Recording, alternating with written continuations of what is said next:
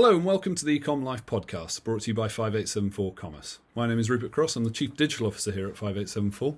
We're a global commerce agency headquartered in Birmingham with offices in London and Austin, Texas. Today we've got a great guest for you on the pod, Jim Herbert, the new GM for Europe of BigCommerce, one of the world's leading e-commerce platforms for all stages of growth. Well, Jim, I say new, but I mean, it's been 4 months, hasn't it now, buddy? I mean, where's that gone to? I wish I knew, Rupert. Absolutely, it's flown by. It's absolutely flown by. I feel like I've been here all year. And one of the execs said that to me today. He said, "Oh, I know you've only been here. What was it? Yeah, I think it's been 16 weeks exactly. Wow. But it feels like you've been here all year." I was like, "Yeah, tell me about it." But all in a good way. It's been a fantastic start to my tenure here. Excellent. Yeah, I mean, and obviously he took over from Mark, who was, he was virtually 2 years to the date, wasn't he, from setting up the office in London and stuff like that. He kind of gave you a nice baton to carry on around the second leg of the relay race there. But I mean, what was it like? I mean, You've seen a post, you've been approached by a recruiter or whatever, and they've said, you were in a perfectly good job. You were at Attica Commerce, weren't you? I believe. You were actually one of BigCommerce, one of BigCommerce's partners. And we're in the middle of lockdown, I presume, or was it just before lockdown that you got approached and you kind of made? How did all of that work? Because just that whole concept of going for a job and a role and all of that through COVID and lockdown sounds crazy. No, you're absolutely right. No, it was in the middle of lockdown. I'd say it's probably a month in, so a month of the first proper don't leave your house except for an hour a day lockdown. Wow. And Mark rang up and said, "I've got a really good opportunity for you." And being at a partner, you think, "Oh, this is good. There must be a great prospect there." And so I rang him and said, "Brilliant. What's this opportunity?" He said, "Oh, it's a personal opportunity. I've been offered a dream job that I've got to take, and I think you should." Come over and take over from me because I think we're very similar people. Mm. Mark and I go back a long way, Rupert. We both founded and sold hybrid system integrators. Actually started out in ATG, so Oracle Web Commerce as it is now, or Commerce Cloud, or whatever they call it. And then moved on, pivoted onto the hybrid platform, did a lot of enterprise e-commerce systems development ultimately, and he sold his business to Reply, and I sold mine to LBI basically. So, but like you said, we're cut from the same cloth. We're very similar people, kind of two sides of the same coin because we are obviously different people. Everyone's different ultimately. But it was a bit of okay, that's interesting. So the interviews were thick and fast. I'm sure you can imagine. I think I probably would have gone out to Austin if it was a normal world situation, but obviously didn't do any of that. And it was quite an interesting experience going from, because to be blunt, it's fairly obvious on my LinkedIn if anyone looks, I was an interim CEO at Attica Commerce and not necessarily full-time. So effectively having a full-time job interviewing every single day from about midday. It went well, and then we got to the point where they said, "Yeah, we think you're our preferred candidate." We had the final conversations, and I accepted the role. So then, of course, it's the onboarding. Well, that was going to be my next part. I mean, I believe we run similar sized teams. I mean, we're now 24. How big are BC in London? We are 27. 27. So similar teams, and I mean, it's tough running that remotely, right? How was it when you never met the guys? You probably met a few of them before. Obviously, I know you knew Robin because she's our partner manager, and I believe she was yours. So there was some vested relationships there already. But how was that onboarding on board? Because it's not a small role to onboard into. No, not at all. And I tell you what, from being a systems integrator, sometimes you get brought into projects that aren't going very well, and they're almost the best projects to pick up, right? Because you kind of ride in on your whiteboard like a knight in shining armour and say, "Oh, we can sort it all out for you," and people want you to succeed, and you do.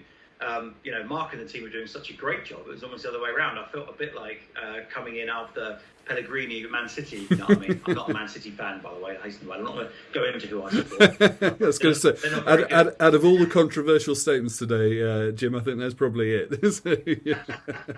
I deliberately picked Pellegrini, obviously, as well, if anyone knows anything about football. But no, it was a successful team that was winning well. And so there's always that kind of part gnawing at you. It's like, this is either going to go really well, or it's will it not, if you know what I mean. So and I think that's part of that. Well, we have these cultural values at BC. And the one I've really latched onto is Humbitious, which comes from RA, our CFO, where, be ambitious, but be humble with it. Yeah. And me and my business partners always have that conversation. We always, we thought we win business and we deliver business because we're being quite humble about it. We don't believe, in a way, it's almost imposter syndrome to a certain extent. So it was an interesting, let's just talk about the mechanics of it. Obviously, a lot of Zoom, a lot of Google Hangouts. Like you say, I already knew Robin. I'd worked with Mark a little bit as well, Mark Howells, and James. We'd done a co-pitch together as well. So there were some people there that I'd already known, but there's a lot of people there who didn't know who I was. And frankly, coming from a kind of interim role for the last few years, I've gone from being maybe a bit of a name in e-commerce to not be ambitious for a second, around about 2014, 2015, to being, who's this guy? Yeah, I mean, I think you're selling yourself down there a bit, because I mean, I must admit, when the news came out about Mark going, I mean, I was surprised, pleased for him with his new role, where I found out where he was going. But then this fella Jim name came up, and obviously I sort of stalked you and kind of find out who you were. I mean, your LinkedIn profile goes on for days with the experience, which we can kind of touch on in a bit. But I kind of reached out to a couple of friends in the industry, and everyone knows you, which and they all had positive things to say, which I guess is a good thing. So it's interesting when you meet someone like that, because I think e-commerce is a small industry, and it's quite introvert when it looks internally. I think it's probably the better way to describe it, and the.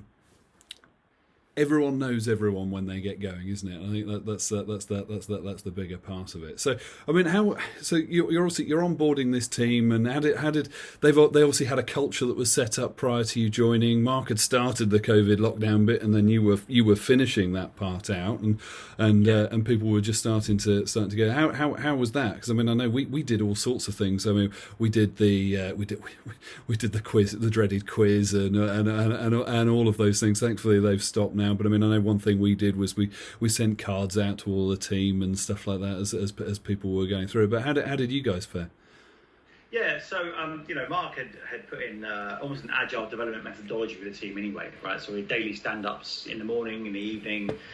Who's done what, anyone need any help with anything, all good kind of standard stuff that you do to keep your team together, which was taking place in the physical office.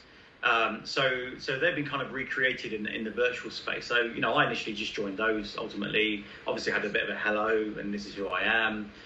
We had a team drinks at the end of the first week.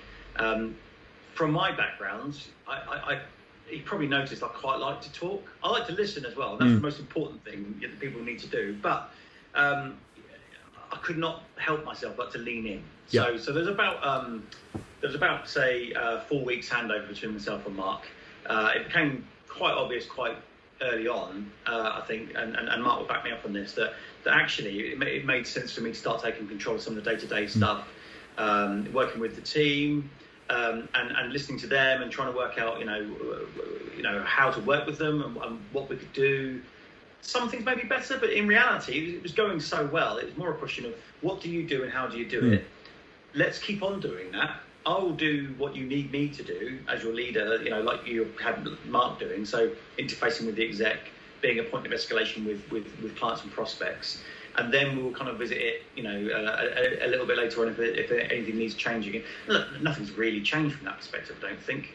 Like I say, Mark and I are different people, but the team's fantastic, and we've just been putting our customers first and carrying on doing a great job. So the really nice thing about that is I think BC is very, very good at hiring people that fit these, what we call our bucket 2 characteristics. Yeah. So we hire people who are great rounded human beings. They're ambitious, put the customer first, making sure that, we have a very team focus, a sort of team on a mission, make a difference every day, think big, all these kind of cultural parts of the business. And that's really good from that perspective, to the point where we could even bond over kind of video conferencing and WhatsApp and phone calls. So it's gone well, is the upshot of all that. And of course, in London, where the office is based, the pubs are open. So we did manage to get a socially distanced drink in before I was off on vacation last week, which was great. And that was kind of proof of the pudding, right? Because it was like, okay, this is going to go, again, one of two ways. It's either this bloke on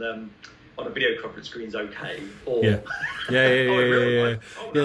Yeah, it's interesting. I mean, I suppose you've got into one of my, I suppose, further questions though, which is, what's the plan with BC going forwards in terms of office space? Are you planning to go in? I mean, I know at 5.8 we angst over this for a long time, and I'm firmly not a believer of remote offices because I think there's a lot you can get out of social interactions. But I also don't believe you have to be in the office every day, and I think there's a fine balance to that. And we've announced internally. I mean, no one really cares what we announce externally, so to speak. But we're going to do 60% in the office, and there's no set days that you have to do that, and you kind of go from there. What are you guys planning to do? It's up for discussion right now. Yeah. Is the honest answer. COVID's had a massive impact on that, and I think it's been really interesting because I know we're an industry that like we said in the kind of preamble before we started recording this, ultimately that we have to make sure that the e-commerce industry is doing well out of COVID ultimately, but not a lot of people aren't. So I'm not sitting there saying, oh, isn't it great for us? It's not great for anybody as a situation. The upshot of COVID, though, is that you've realised that you can still work really efficiently without having to all be in the same building. But at the same time, people like having the interaction, and some people prefer offices, and some people would rather be in the office for whatever their home situation is. In different stages of life. I know in my 20s, when I was living in London in a shared flat, I would much rather be in the office than trying to sit there with one of my roommates, sharing a fridge. I was going to say, my wife and I had a very, very small studio flat in Turnpike Lane, and I can tell you now, that would have been hell in lockdown. It was very, very small. It was, particularly with two people in it. So yeah, no, I'm totally with you in that. So, I mean, I suppose looking forward, Jim. So, I mean, your title is head of EMEA, which is that's Europe, Middle East, and Africa. So, what does that mean to you? And I suppose what's your vision going forwards with that? Where are you taking it? 'Cause I mean, I know we did the first enterprise deal in France. We've done a couple of projects, a project in Italy and one in Spain as well. So what's your vision, and where do you see it going? And I guess we spoke about enterprise earlier. I mean, BigCommerce is much more than just enterprise. It serves all stages of growth, doesn't it? It does indeed. So, last month we launched our Italian, French, and Dutch sites. So, that's a kind of just an example of how we are very serious about entering the European market properly. So it's not just about English language and dollars and pounds and euros, right? It's about actually getting in there and understanding the culture. We're signing up new tech partners all the time because as a SaaS platform, we have a certain set of integrated payments, and they work really well for some markets, but they don't work so well for other markets ultimately. So Deepak and the team, Deepak well, they're going out there acquiring new payments partners all the time from that perspective. And so it's not just about the enterprise, like you say, it's about the kind of the smaller merchants, giving them a platform that they can then grow to be an enterprise platform. I and Brent and Marco and the C-suite team would love nothing more for every single small business person on BigCommerce to become an enterprise client, obviously, because that would mean that they're doing really well as our clients. It'd be great for us, but it's really great for them as well. It won't happen, of course, and that's because that's not how life works. So, if you look at the businesses on our platform, all 60,000 of them, or 60,000 plus. It's a pretty similar set of statistics, I would imagine, that you get just looking at 60,000 businesses that you looked on the Office National Statistics website, something like that. They're all going to follow similar patterns. But if you look at the EMEA growth, we will be looking at targeting some of the smaller merchants, working with them, giving them the onboarding that they need when the time is right. We're also going to be making sure that we hire the local language skills. So we have quite a good French language speaking team now. We have some Dutch speakers in there, a couple of Italian speakers. And a couple of German speakers, interesting. And I say that because Germany as a market is, I come from that high-risk background that I mentioned before. It's a fascinating place, right? It's a market that embraces technology, embraces anything that makes them more efficient because of the manufacturing base that's there from that perspective. And I speak a tiny piece of German, and I've lived and worked there for so long that I really kind of understand the culture.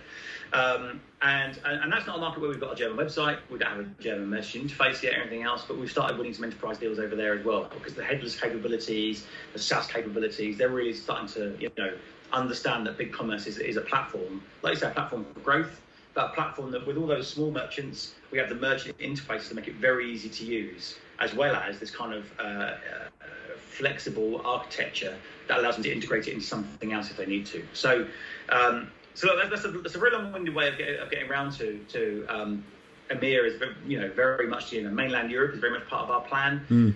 Where we hire those guys, whether we hire them to work from home in Europe, whether we hire them to work from London, all up in the air still right now. We're in the middle of a planning cycle, bluntly. Absolutely. Work out as we go through it. And then Middle East and Africa, I was going to touch on that.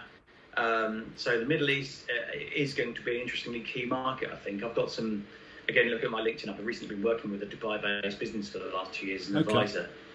The Dubai market in the old days, I say the old days, on my Hybris and ATG days, was an interesting one to try and break into, because almost in the Middle East, people didn't seem to shop. People who, how can I put it? There are some people who just would not buy online because they didn't have a lot of money. And then the really rich guys, and Hong Kong was a bit like this back in the mid-2000s, they had personal shoppers. So they just didn't do it themselves. Yeah, absolutely. Yeah, exactly. Now that's all changed a bit, not just because of COVID. It's just the way the world's embracing digital transformation and technology. And I think Dubai and the Middle East, overall, is looking like a really good growth area. And I'm pleased to say, we're integrating checkout.com right now. That'll be in Q4. At the moment, the only event that hasn't been cancelled from COVID is an event in Dubai in November. Let's see. But I'll be going to that. Is that just because you want a holiday, Jim, or is it they've not cancelled it because you need to get out there?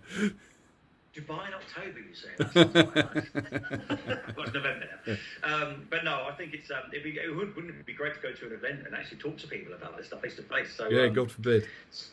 So the Middle East is definitely on the radar, and Africa as well, without a doubt. I think it's an interesting marketplace, certainly from a payments perspective. Again, as a SaaS platform, you want to take full advantage of it. You need something pre-integrated, I think, to get live and get going. And we probably don't have all the coverage that we need there. The team are working on it. We are talking to a couple of prospects and partners down in South Africa, and that could be a good way to kind of pincer, come from the top and come from the bottom, and see where you go. Yeah, Africa's fascinating when you start looking at some of the studies about it, because it's so mobile focused, because none of them have got computers and things like that. It actually ends up being a complete thing on itself. And I think when you were, it was interesting when you were talking about mainland Europe. It's such a complicated beast when you go into it, because you start talking about payments and you start talking about culture, and there's so many borders that are involved, and so many like, no, we do it this particular way and we do it this particular way. It's a whole fascinating beast. I think I'm looking forward to taking that journey with you, Jim. I think it'll be working with you, absolutely. It'll be an interesting piece. So I mean, I suppose. Thinking to the future, Jim, in terms of I suppose technology and a few bits, and where do you see it going? I mean, there's a few things out there. There's things like social commerce. There was voice search a couple of years back. I mean, what the hell's ever happened to that? I mean, I think it was Amazon does it on its Alexa, and that's about it now. But I mean, where do you see that's going? We were just talking about mobiles in Africa and where that goes. Where do you see the future of it is going? So I'm not going to go crazy and make too many predictions here, other than the fact that I think we don't know what the future looks like. Right? I've got an anecdote around this. Is back in the probably the last big ATG project I worked on, actually, was a major high street retailer. I won't say their name. I can probably say it because I don't work for Scenario anymore. And I don't know how NDAs work after that amount of time, but I'm not going to. I'm going to be good. But they're a major UK retailer. They turn over a couple of billion online a year. So that major. The project we were in with our ATG skills is kind of the top of a pyramid. So there was a very large Big Five consultancy, then us, and then a kind of offshore agency building it ultimately. And the project took 3 years. For various reasons, it took 3 years. We were about 18 months in. We had something golden ready to go, and it turned out, the product photography hadn't even started on the website, that kind of thing. So, but these are large, big transformational projects for big retailers. So I get it, right? The reason for mentioning that in the 3 years part was that at the beginning of the 3 years, we were building a website, right? On the launch of the first day, 70% of the homepage hits were from an iPad, and tablets didn't exist when we started the project. Amazing. As a technology, they weren't there. So they weren't considered in the requirements, yeah. Not even considered in the requirements. About 6 months before we launched, it was like, oh, these iPads and Samsung launched out Android tablets very quickly afterwards.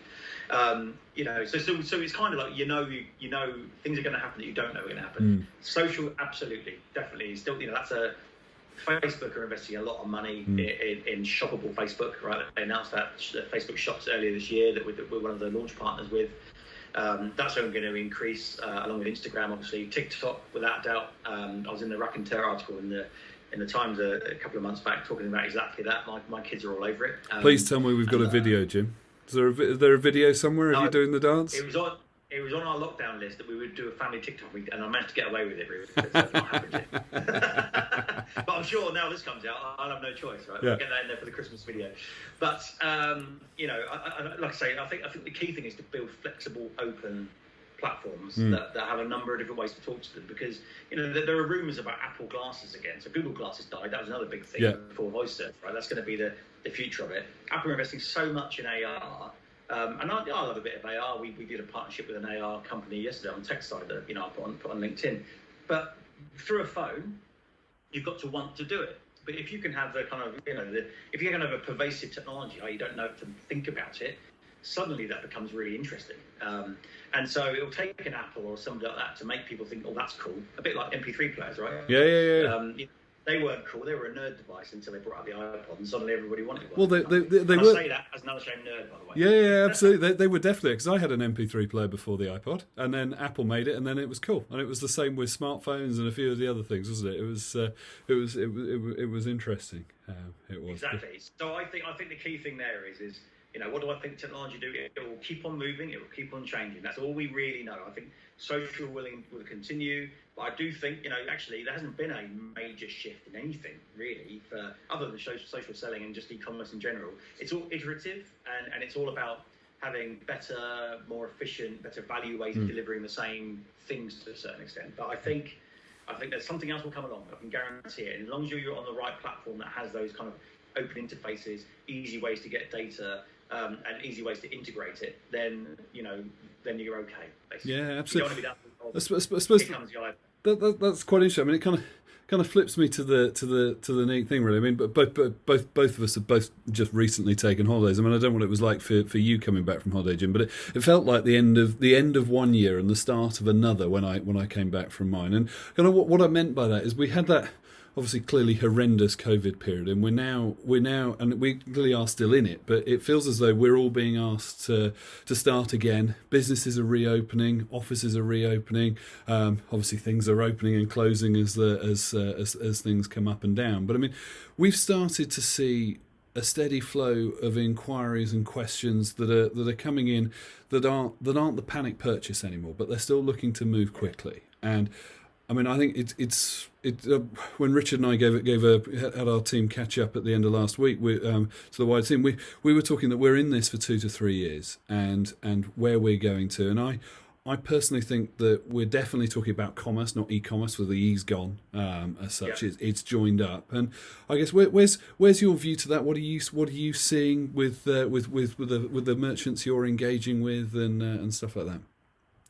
I think if you're I think all retailers and all platforms are starting to think about exactly what you say, the omni-channel experience, to use words again that have been around quite a few years, but have really just meant, click and collect, to be blunt, or possibly ship from store, which is a great thing. There is some really good stuff you can do there. I know some really big retailers have done some good work with people like Fluent Commerce and some of the POS vendors to put the customer first, but also to make it more efficient for them to ship product more quickly, compete against some of the big tech e-commerce vendors, the big Amazon elephant in the room when I talk about that.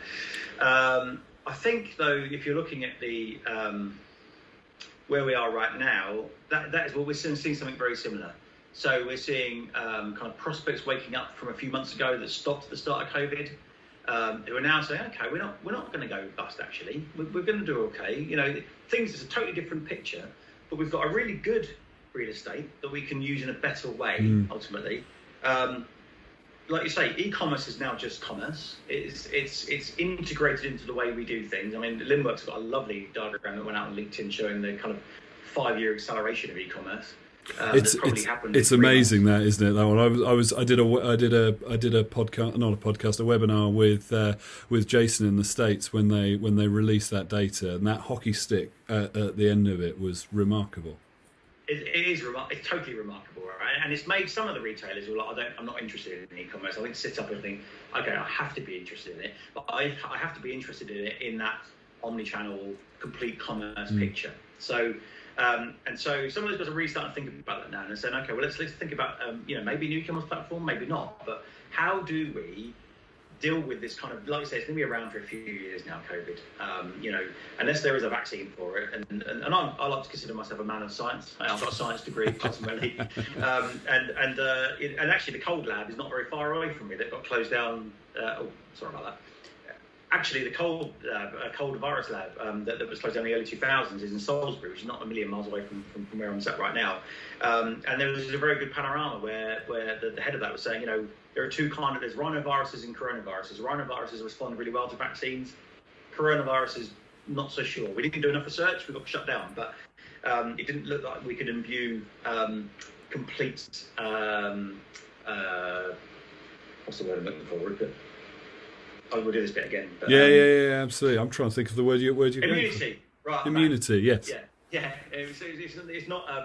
It didn't imbue complete immunity. It maybe stopped it from being as serious, which would be fine because it means if you can stop people dying from it, that's great. But it doesn't mean you're immune. So we're going to be in this for a few years until nature takes its course, ultimately.